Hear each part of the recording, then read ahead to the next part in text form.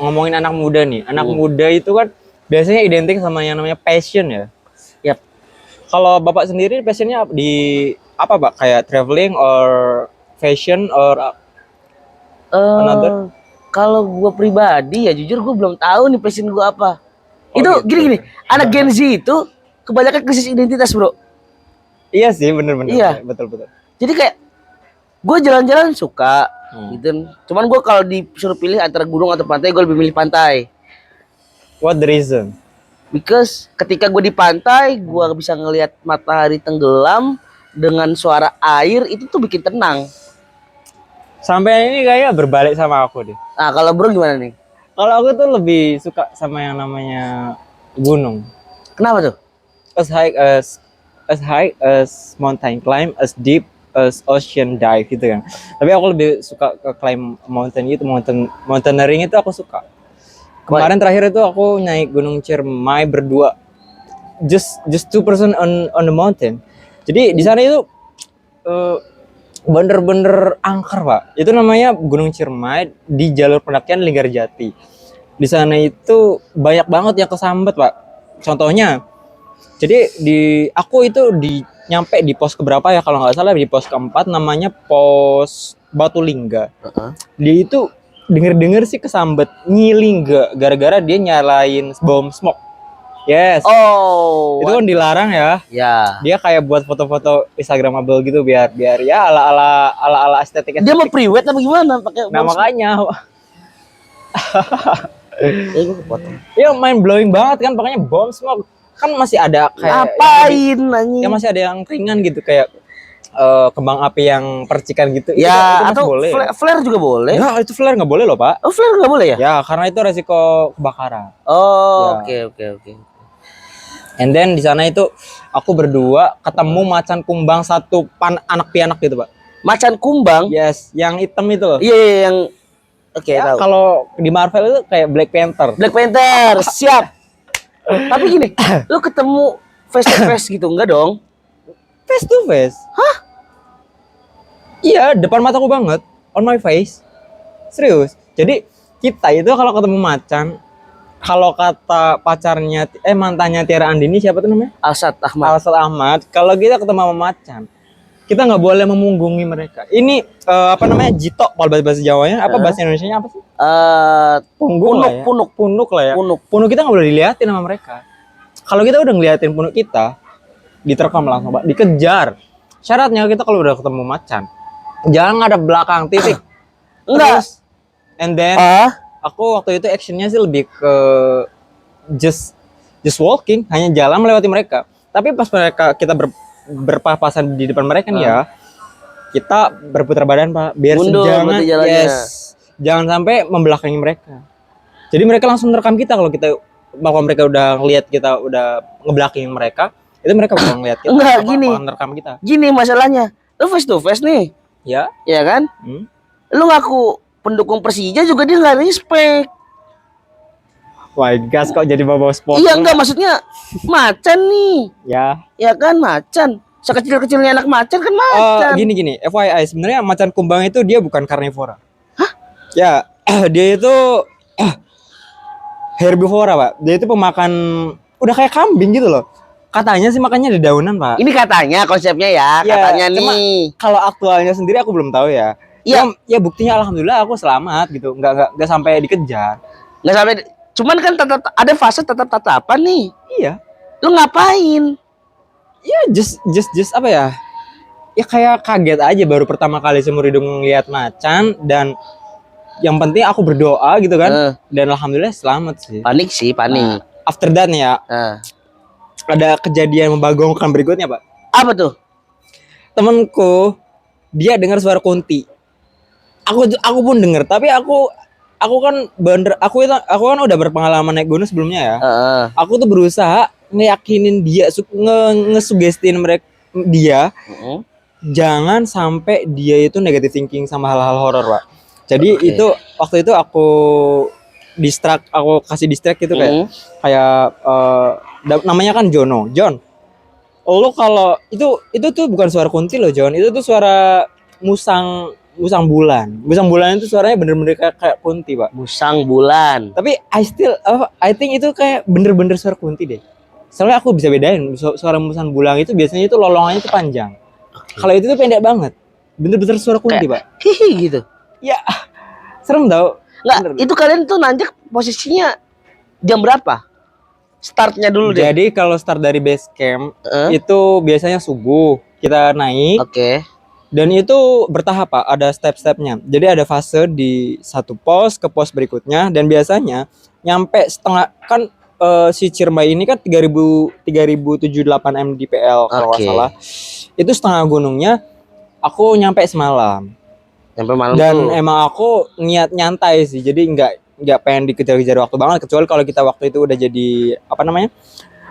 kerja itu mungkin bakal dikejar-kejar waktu ya. Iya. Itu aku sengaja santai, makanya aku sengaja pengen camping dulu. Berarti ke camp di situ tuh. Ya, nge-camp semalam dan ya begitu kejadiannya ada kejadian Nah, yang kalian denger Kunti itu pas nge-camp berarti atau pas lagi nanjak? Pas lagi nge-camp.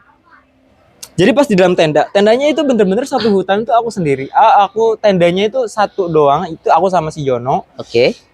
Dia bener-bener scary banget, Pak. Asli itu pengalaman paling gak bakal aku lupain, asli. Itu pengalaman horor satu-satunya di hidupku kayaknya deh. Ya. Nah, Yono denger ya, itu Kunti bukan Musang Bulan. Anda dibohongin. Itu Kunti. Sorry. Itu Kunti. Ya kalau sampai waktu itu dia mikir Kunti, mungkin dia bakal pengen minta turun, Pak. Iya. Berapa ya? Itu posisi pos berapa? Pos 5 or 6 gitu. 5 apa 6 ya? Oke. Jadi ya turun nanggung, naik juga jauh. Iya. Jadi akhirnya besok paginya kita tetap lanjutin tuh sampai akhirnya nyampe puncak. Itu video-videonya sama foto-fotonya udah aku upload di Instagram sih. Nah, apa nih Instagramnya nih kalau orang mau tahu nih? Iya. Nanti aku kasih linknya ya di bawah. Nanti kita drop di bawah. Nah, selain pengalaman ketemu Kunti dan ketemu macan di gunung, Ya. apa sih pengalaman yang bisa dibilang gak make sense selama lu naik gunung? Oke, kayaknya apa ya? Let me think, apa ya?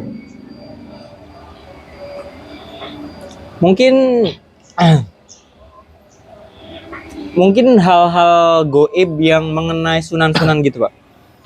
Ya, di situ di Gunung Ciremai itu kan ada yang namanya jalur Linggarjati, dan di jalur Linggarjati itu ada yang namanya pos Batu Lingga.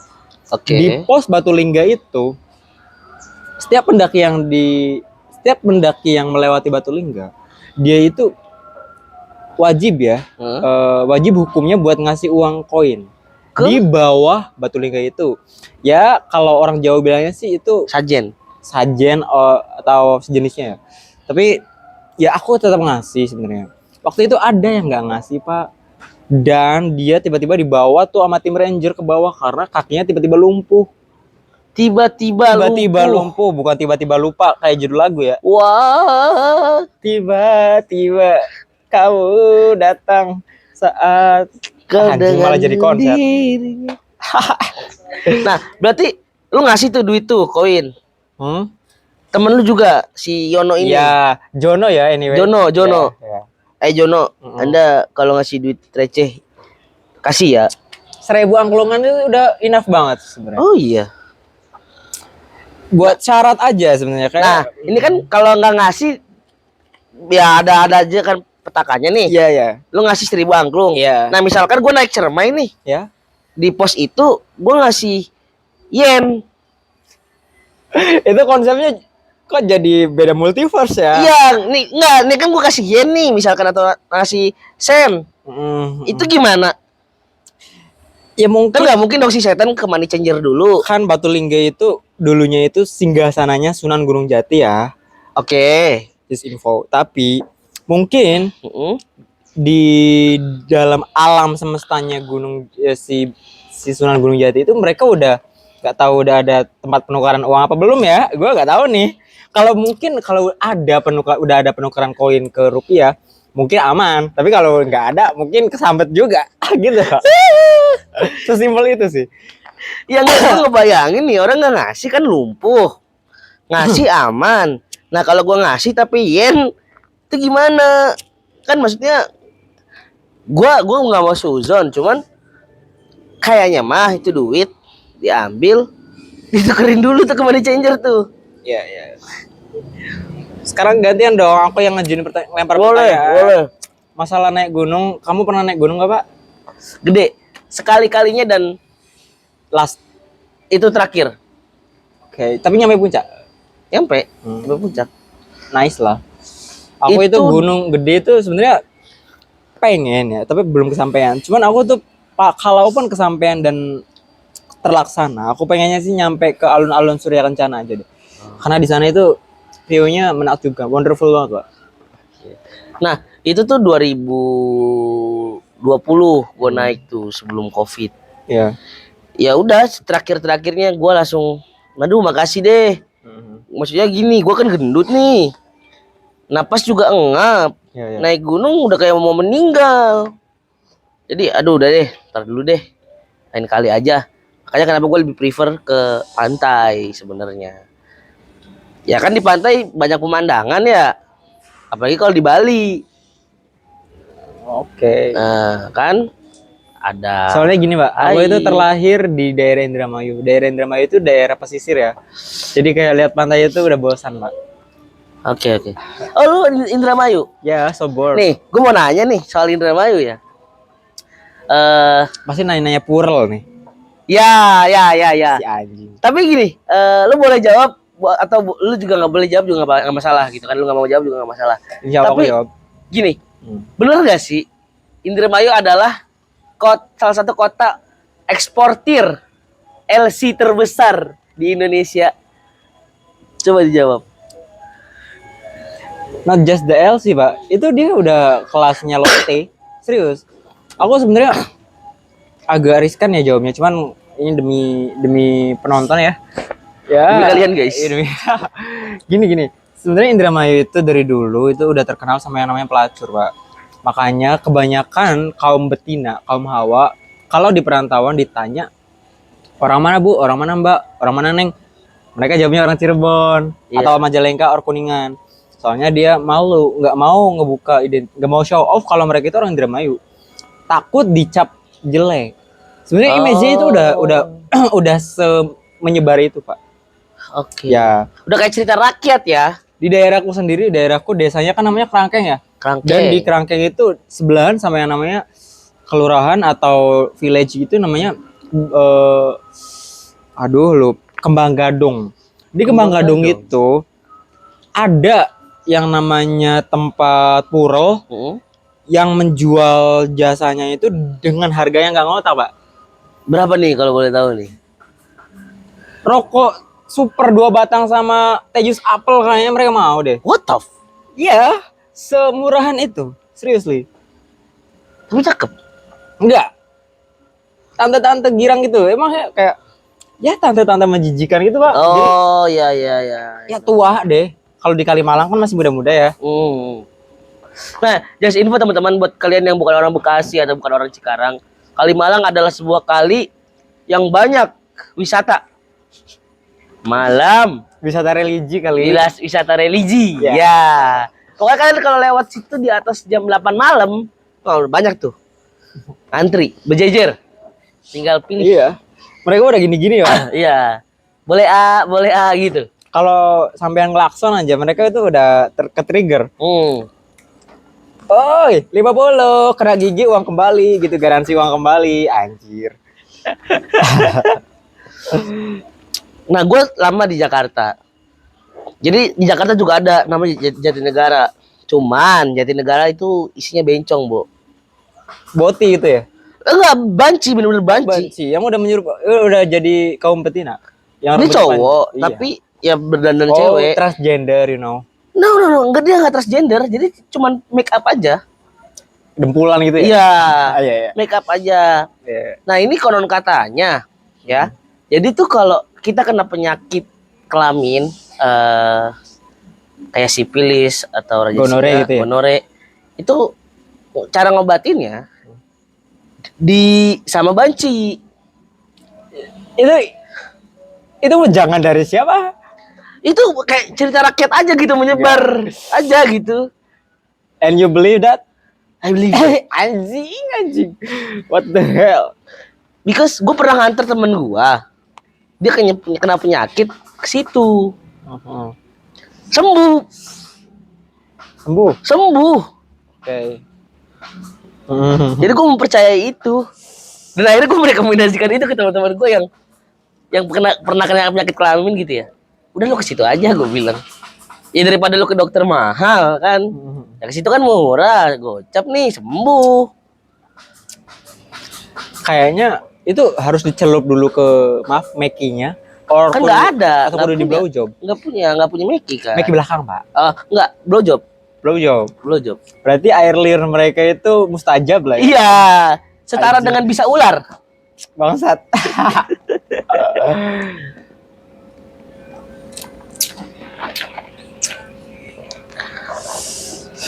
Nah, dari pengalaman lu nih ngedaki gunung dan udah berapa gunung total?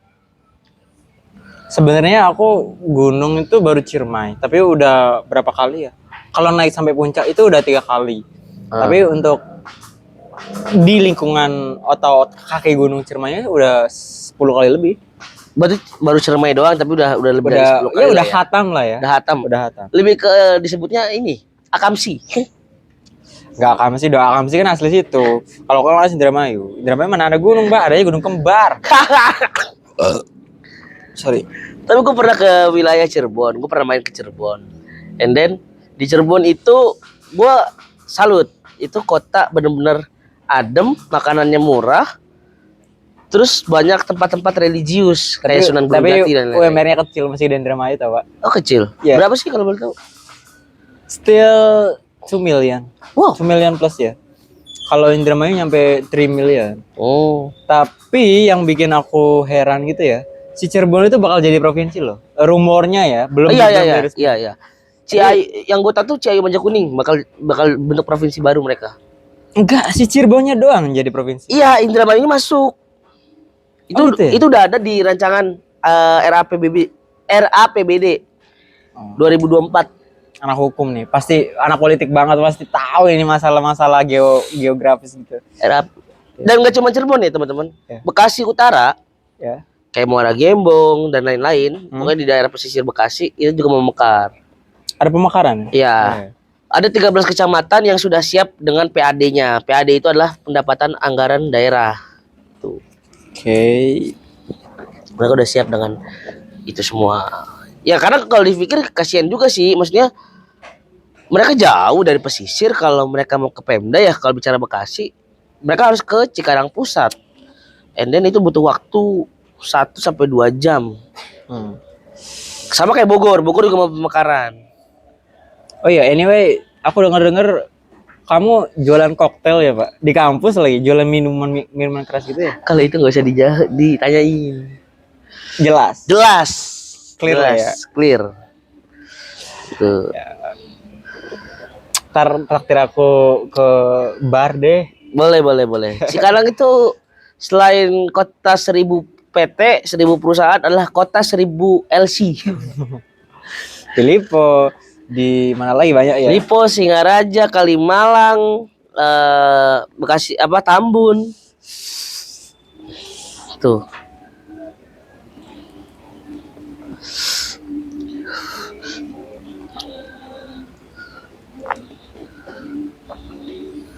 Tapi apa sih kayak keresahan lu nih sebagai anak teknik ya? Lu ada keresahan gak sih sebagai anak teknik? Sebenarnya dibilang keresahan sih pasti ada ya. Tapi aku kebantu karena kerjaanku relate sih, Pak. Jadi relevan. Jadi aku kan kerja di pabrik juga ya. Aku sekarang di pabrik AC dan di sana ya mungkin nanti aku KKN atau magang itu nanti di pabrikku sendiri, Pak. Oke. Jadi nggak ada kekhawatiran khusus lah. Paling kekhawatiranku aku tiba-tiba malas kuliah gitu ya. Kan aku double degree nih dan ada rencana mau triple degree juga, Pak. Triple degree? Iya, aku pengen kuliah di UT full online gitu, ngambil psikolog. Karena maaf bukannya sombong ya. Aku itu orangnya hobinya kuliah, Pak. Hobi kuliah, Iya. teman-teman. Hobi kuliah, ya hobi kuliah. Karena tuh. seru aja gitu, Pak. Kita jadi bisa sharing, punya apa namanya relasi baru. Dia belum merasakan capeknya jadi semester 7, 8. Mungkin nanti. Apalagi semester 11 belum lulus. Sat artefak kampus. Ya semoga nanti kita di Berita Bangsa lulus tepat waktu. Amin, Amin, amin. semoga. Sebenarnya kalau gue pribadi, gue nggak peduli gue lulus tepat waktu atau enggak. Karena gini, gue adalah salah satu orang penganut kepercayaan. Animisme dan animisme. Bukan dong. Gue penganut kepercayaan lulus tepat pada waktunya, bukan lulus tepat waktu. Karena beda, lulus tepat waktu dengan lulus tepat pada waktunya. Nggak ada yang tahu, waktu nggak ada yang tahu, hanya Allah yang tahu. Kok jadi ngomongin fate gitu sih? Tepat pada waktunya itu sama aja dengan indah pada waktunya nggak sih? Iya, kita nggak ada yang tahu kapan indahnya gitu kan. Iya sih. Ya yang penting enjoy aja nggak sih? Iya. Ini dong bahas tentang quarter life crisis Duluan, gue bingung pertanyaannya. setelah iklan berikut ini. Pertanyaannya Sampai mana tadi pembahasannya tentang quarter life crisis? ya, Ya? Siapa duluan? lu duluan. Ke Oke, gua. let me first. Jadi aku tuh sebenarnya Pak tahun 2024 itu tahunku yang paling struggle Pak. Aku sempat koma, pembuluh darah aku tersumbat. Jadi aku ada biologis juga sih, ada keturunan darah tinggi dari keluarga. Bapak aku meninggal stroke, emak aku juga sekarang di rumah stroke. Dan aku waktu itu kecapean kuliah sama kerja ya. Itu lemburnya gila-gilaan waktu itu. Nggak karuan, Mbak. Kepala aku itu udah, bumi itu bener-bener udah kayak nggak ada gravitasi. Seriously. Jadi muter gitu, Pak. Di kos-kosan itu bener-bener berbaring, makan muntah, minum nggak masuk, udah kayak orang mau meninggal. Dan aku tahu-tahu dibawa pulang, bukan dibawa pulang ya, aku naik travel gitu ke pulang kampung Indramayu. Temanku yang nganterin aku menuju ke travel, dia sampai nangis Pak. Nggak tega lah Pak, lihat mukaku yang abu-abu. Abu-abu. Abu-abu. Udah bukan merah lagi. Bukan merah lagi. Seriously. Jadi waktu itu aku koma 3 hari itu tahu nggak rasanya? Aku sharing tentang koma nih ya, rasanya Iya, kayak gimana nih? nih. Ini buat Menarik teman yang nih. belum tahu, koma itu adalah simulasi meninggal. Simulasi nggak meninggal juga, mendekati. Semi almost. meninggal, semi meninggal, semi meninggal. Almost, tapi almost kan never enough. Iya. Terus? Jadi waktu itu aku itu selama lagi koma itu di dalam otakku itu lagi kayak ngimpi Pak, tapi ngimpi yang berasa nyata banget. Oke. You can feel it. Yes. Nah itu dia di dalam mimpi itu aku lagi mimpi lagi kuliah Pak, lagi open house Lagi open house. di salah satu PTN terbesar di Indo deh kayaknya. Oke. Itu top 5 sih, top 5 kampus di Indo. Dia Ubra, Unbrau. Universitas Brawijaya. Ya, aku lagi open house di situ. After aku bangun tiba-tiba aku kaget dong, kakak-kakak aku pada ngaji yasin, Mbak. Bener-bener ngeduga aku itu mau die. Seriously, kok aku masih hidup ya Allah? Kok ya gitu deh pokoknya aku udah mikir aneh-aneh ya. Banyak bertanya-tanya lah gitu kan. Terus setelah aku udah sadar, sorenya itu teman-temanku pada besuk sih, pada besuk. Terus langsung aku dibawa pulang. Aku belajar jalan, recovery-nya alhamdulillah cepet Pak. Kurang lebih 3 bulan aku udah bisa jalan. Padahal estimasi dari dokternya itu sendiri, katanya itu aku baru bisa berdiri aja itu 6 bulan. Ternyata 3 bulan itu aku udah bisa jalan Pak. Dan 6 bulan aku udah full sembuh. Dan akhirnya aku sembuh total dan akhirnya aku ngerantau lagi ke Cikarang kan. 2 bulan setelah ngerantau di Cikarang, aku kena musibah lagi Pak. Berarti setelah koma itu 2 bulan setelahnya kecelakaan lu itu 2 bulan setelahnya? Enggak, setelah aku ngerantau di Cikarang, 2 bulannya aku kecelakaan dan kaki aku, ini jahitannya ada nih maaf nih ya.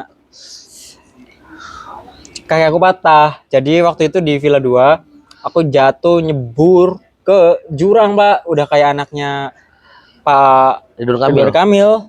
Bener-bener nyebur ke jurang. Dia di sana lagi deras-derasnya banget alirannya. And then itu ditolong, untungnya di jam pulang kerja ya. Oke. Ramai banget itu manusia. Sampai aku di estafet ke atas tuh 5 orang kalau nggak salah.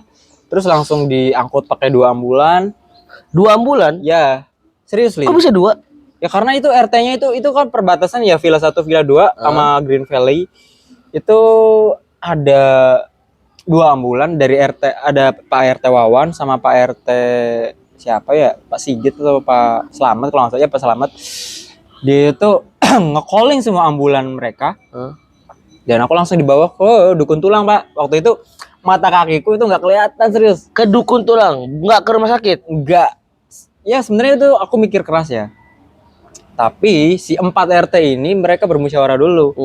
Ini anak baiknya ditangani di mana dulu. Soalnya aku lihat-lihat kayaknya tulangnya patahnya nggak parah.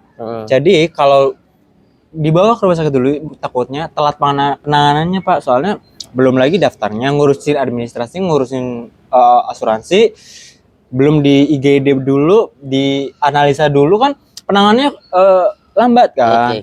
Makanya aku minimal sih mata kaki ini dikeluarin dulu. Dan waktu aku dikeluarin mata kakinya itu true damage, Pak. Bener-bener kayak orang lahiran, serius. Bentar. Mata kaki lu dikeluarin? Soalnya tadi ningslep, nggak kelihatan, masuk ke dalam. Dan pas dikeluarin itu aku udah kayak orang lahirin, Pak. Temanku aja jaketnya sampai aku tarik loh, saking sakitnya. Emang gak dibius? Ya enggak loh, kan dukun tulang. Oke, dukun tulang. Non-medis loh. Non-medis. Tapi besoknya aku langsung ke rumah sakit Cikarang, namanya Rumah Sakit Medirosa. Sorry. Di Medirosa aku dirawat seminggu, nyari alat-alat buat operasi itu nggak ada. Ternyata nggak mumpuni. Akhirnya aku dibawa ke ambulan, dirujuk ke RSAS Bandung Hasan Sadikin. Di sana aku dioperasi dan still now aku sembuh alhamdulillah. Udah bisa jalan tanpa tongkat. Progresnya udah berapa persen nih? Maybe 85 berat. 85. Yes. Ya selama ini aku dikasih musibah bertubi-tubi, babak belur gitu, alhamdulillah pertolongannya selalu bertubi-tubi juga, Pak. Alhamdulillah aku tuh masih percaya gitu, kasih sayang Tuhan itu nyata bener deh. Jadi yang kalau kita balik lagi ke pembahasan yang tadi sampean bahas, kalau Tuhan itu bener-bener bikin kita bingung, confused. Yes. Itu kita itu nggak bisa, Pak, yang namanya melihat Tuhan, tapi kita bisa merasakan kasih sayang. Serius. Ya. Udah kayak yang namanya cinta. Itu. Jadi semenjak aku dikasih musibah bertubi-tubi kayak gini, babak belur gini ya, aku udah makin beriman sih. Ya meskipun sholat masih ada bolong-bolong, tapi aku setengahnya tiap bangun tidur tuh aku selalu ngucapin istighfar. Serius. Setelah sebelum berangkat kerja aku tuh selalu nggak lupa sama yang namanya 3 kali sholawat dan bismillahirrahmanirrahim, la haula wala quwata illa billah. Jadi meskipun nanti kita jatuh atau kita kena musibah, pasti nggak separah itu gitu. Masih ada keselamatan dan masih ada pertolongan. Begitu, Pak. Itu tuh wejangan dari emak aku. Berarti setelah lu kena stroke ya? Setelah lu kena stroke, lu ngerantau ke Cikarang, 2 bulan setelahnya lu kecelakaan yang begitu parah. Motor hancur, Bro. Oh, udah kayak bentukannya udah bukan kayak motor, Pak, udah kayak traktor. Masku sendiri, abangku bilang, ini Her, kalau dilihat dari bentukan motor lu tuh harusnya udah mati anjing, katanya gitu.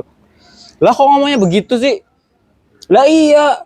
Ya lu ngapain ngebut? Nggak ngebut. Tangan kiriku kan masih sarap ya. Jadi oleng, nggak tahu gitu kan. Tangan kiri? Iya, kejadiannya begitu cepat. Oke. Dan dia ya memaklumi sih sebenarnya, ya lagian adik sendiri kan. Iya. Masa aja sih mau dikasarin. Tapi untungnya aku sama abangku itu aku udah kayak bestie, Pak. Bener, aku sama abang-abangku tuh ngomongnya udah kayak anjing-anjing bangsat kontol-kontol gitu. Jadi Terpasti videonya, di sini. terpasti videonya kayak banyak pip gitu. Nggak usah lah, orang penontonnya Gen Z semua, ngapain di sensor. Anjing, keren sih. Tapi gua salut kayak apa ya? Lu masih bisa survive gitu ya, dari musibah yang benar-benar deket banget loh. Maksudnya lu habis stroke nih. Stroke 3 hari. 3 hari. Patah tulang, terjun ke jurang, hampir tenggelam. Kan Aku udah bilang, I said it about almost is never enough. Udah kayak judul lagunya Mbak Ariana Grande anjing. Wah. Tapi menurut lu nih, setelah lu mengalami hal yang begitu dahsyat di 2024, apa sih harapan lu? Ini kan udah akhir bulan nih. Sorry, akhir tahun. Ya, Apa yang lu harapin nih di 2025? trying to be better. Trying to be better. Yes. Itu udah Ya. mewakili semua sih kayaknya. Iya nggak sih? Ya, walaupun klasik, itu klise sih bro. Karena gini, 2025, 2024, 2023 itu adalah tahun-tahun yang bagi gue pribadi adalah tahun-tahun yang berat. Pasti. After COVID, Yes. lu harus menjalani kebiasaan new normal. Ya itu nggak gampang. And then, Ya sekarang gini, ketika 2000 COVID 2022, 2021, 2020 itu kan bener-bener masa yang semua kegiatan mati. oke. Dan di 2023 baru pada recovery nih. 2024 ya orang belum mulai pada survive belum. Masih Jadi pada mereka masih struggling semua. gitu ya. Nah, 2025 inilah yang bagi gue pribadi menaruh harapan besar di 2025. Oke. Karena ya lu bayangin gak sih, lu habis kena COVID, negara lu kena COVID nih, lu kena COVID ya, mati semua lockdown. 2023 lu struggle, 2024 lu musibah, and then 2025 lu ngapain kan gitu. Just information ya Pak. Aku itu waktu masih sekolah SMK, itu kan almarhum bapakku waktu itu lagi stroke ya. Oke. Dan itu aku bener-bener ngurusin banget sih. Mungkin ini itu salah satu imbas dari aku ngurusin almarhum bapakku ya. Waktu itu aku suapin, aku mandiin, aku cebokin. Bener-bener aku urusin full. Dan masa remaja aku itu bener-bener kerampas dari kejadian itu Pak. Dan mungkin berkahnya aku rasain di sekarang. Jadi kayak buat dapat kerjaan itu gampang, dipermudah. Tapi minusnya aku tuh orangnya agak too much, terlalu sombong sebenarnya. Tapi sombongnya aku itu bukan terlalu show off ke banyak orang ya, mungkin tertentu doang. Kadang aku hide beberapa biar nggak lihat yang aku show gitu. Karena aku sempet diinjak-injak juga Pak sama yang namanya saudara kandung. Nah, gimana sih tuh? Kandung ya? Kandung. Gimana tuh? It's my family. Aku nggak mau cerita sih sebenarnya. Oke. Takut mereka lihat. Nanti cerita di belakang layar aja. Iya. Cuman gini, ketika lu diinjak-injak, apa yang bikin lu kuat? Karena kebanyakan kaum milenial, kaum Gen Z atau Gen Alpha, bahkan sekarang ada Gen Beta ya, bacot. Gue Gen Alpha aja udah gak ngerti bahasanya. Ada Gen Beta. Iya, kok ada manusia lahir di 2014 ya? Sumpah, gue pikir manusia terakhir tuh lahir di 2005. Anjing. Nah gini, kita Ya, tuh terus ntar anak lu itu Nggak, lahirnya gini bro. berapa? Kita tuh orang-orang yang selamat dari kiamat 2012. Iya sih. Covid. COVID. Enggak, masih ada manusia lahir. Iya sih ya. Nggak Kayak unexpected banget ya. iya nih, berarti kayak lu lahir nih, anak lu lahir atau anak kecil lahir nih, mau ngasih nama kan nggak lucu ya, username sudah terpakai anjing. Ya, anjing, lu lahir late game bangsat. Anjing, jokesnya parah banget, parah. Late game anjing. Itu udah satu base lagi anjing. Udah bener-bener itemnya itu udah dicoret ya. Pak? Udah, sepatu udah dibuang itu. Lu lahir late game bangsat. Immortal udah nggak bisa dipakai. Udah nggak bisa. Winter udah nggak bisa dipakai. Anjing. Satu-satunya harapan lu adalah Minion. Minion juga udah segede-gede gaban. Iya. Itu sekali nusuk panahnya kena base itu kayak langsung end deh. Langsung end. Lu ngelord sekali tebas meninggal sama Lord lu. Oh. Dia baru lahir. Iya. Late game Apalagi banget. sekarang tuh ada yang ide solo lord pakai estes tolol ya. Iya anjing sumpah. Itu bangsat banget. Itu bangsat banget. Enggak solo Lord pakai estes anjing, kayak tas gitu anjing. Ya kalau kari masih masuk akal. Ya, estes. Kan kehil itu Lord. Iya. Kok jadi bahas game? Kok jadi ML sih anjing? Skip. Tadi yang sampai manusia lahir late game ya, itu tolol sih. Maksud gua gini ya, gen alpha aja udah sangat susah dimengerti bahasanya, mewing lah, apa sigma lah ngentot. Ini sih yang aku gak habis pikir itu kayak ada bahasa-bahasa baru kayak anxiety. Iya, kalau anxiety sebenarnya zaman kita udah ada sih. Enggak loh, anxiety itu kayak waktu zaman gitu tuh mungkin kayak trauma aja, Iya, masalah mental illness gitu kan. iya, Tapi kalau anxiety itu kayaknya mind blowing banget gak sih? iya sih. Iya. Dan yang lebih mind blowing itu ada salah satu politikus kampanye mau bikin mobil curhat. Who is that? Yang lagi berkontestasi kemarin di Jakarta. Aku itu anti politik, sorry. Oh iya. Sorry. Ada salah satu calon yang tolol kata gue mah. Maksud gue Bupati atau gubernur? gubernur. Oke. Happening banget itu kok. Hmm. Dia mau bikin mobil curhat. Enggak, maksud gue gini, mengatasi anxiety, mengatasi mental health yang rusak di Jakarta, bukan mobil curhat. Hilangin tuh macet. Nggak gini, Jakarta udah macet nih. Ada mobil curhat. Make sense-nya adalah lu akan parkir, ngobrol di mobil curhat. Oke. Kan bikin macet. Iya sih. Ngapain kan gitu. Terus gimana, Pak? Kalau kesibukan di luar kuliah, Bapak apa? Kesibukannya jadi content creator ya dengar-dengar? Enggak, belum bisa dikatakan content creator sih. Lebih ke ya udah bikin video aja kayak gini kan. Oke. Dibilang content creator enggak? Karena susah dibilang jadi content creator karena namanya content creator gua tuh Followersnya harus mumpuni ya. sebenarnya enggak dari segi followers aja, tapi kan lebih ke kualitas video. Gini, gua tuh basicnya adalah anak multimedia, bro. Gue SMK multimedia.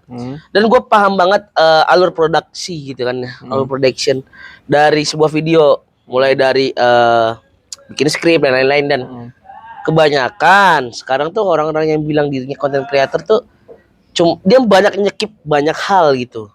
Kayak lu cuma tahu ambil HP, rekam, upload. Enggak anjing, enggak Jadi gitu. no show clearly itu ya. Iya. Banyak banget yang di-skip sama anak-anak sekarang tuh, bro. Kayak misalkan gini. Contoh kecil deh, zaman kita ketika mau kenalan sama orang atau kenalan sama cewek, itu ada fase kayak kita liatin dia, terus ngajak ngobrol baik-baik gitu, kayak kenalan, Mbak, boleh kenalan gitu kan? Iya, iya. Kan anak sekarang enggak. Oke. Fase mereka tuh lah dating apps, chatting, oh yo. Abis ya people come shot and go. Iya. Dan abis oyo fasenya adalah Twitter. Disepil dong anjing. Iya sih, asu. Nyebar ke Telegram. Iya. Ujungnya kan ke Telegram. Kayak, maksud gue anak-anak sekarang tuh kayak lebih menggampangkan suatu hal. Gue salutnya sama anak-anak sekarang itu, mereka punya pikiran yang visioner.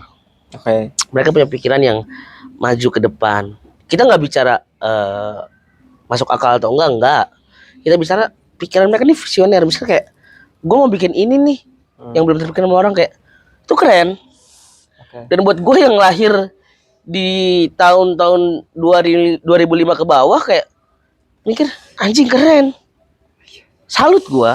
Jadi apa nih Pak action Bapak sebagai seorang yang lahirnya mungkin duluan ya dari mereka? Iya. Apakah nanti bakal membimbing atau enggak ngasih wejangan atau seenggaknya ngasih pecutan deh biar mereka itu enggak menye-menye. Aku lihat-lihat tuh sekitar kayak adik-adik kelasku atau fresh graduate sekarang itu menye-menye bener. Kayak tiba-tiba banget nih nanya ini dong spill kisi-kisi tes PT AHM, kisi-kisi tes PT Epson gitu. Lah, apa harus gue spill? Di YouTube banyak loh. Lo nggak bisa usaha sendiri gitu loh, Pak. Maksudnya kayak mereka itu bener-bener kudu disuapin ngono loh, Pak. Iya. Jadi nggak kayak kita yang bener-bener struggle gitu, bener-bener berjuang, dan kita itu banyak penasarannya. Nggak kayak mereka itu dijejeli sama yang namanya konten. Yap. Karena gini, ya sekarang zaman serba canggih ya, serba mudah.